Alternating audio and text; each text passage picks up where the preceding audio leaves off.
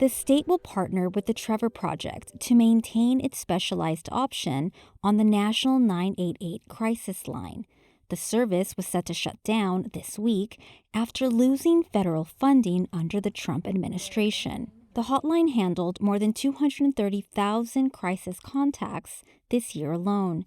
According to the Trevor Project, nearly 40% of LGBTQ youth seriously considered suicide in the past year. But those who had access to affirming services like 988 were significantly less likely to attempt it.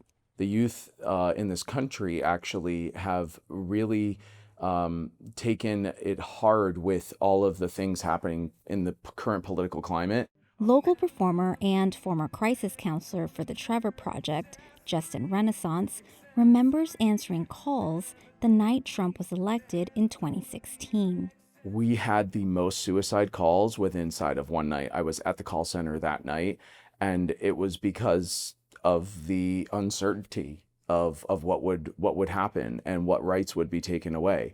So the crisis line is so important for LGBTQ plus youth in order to maintain their safety. In San Diego County, about 1 in 6 teens identifies as LGBTQ, and they are 3 times more likely than their straight peers to have considered suicide.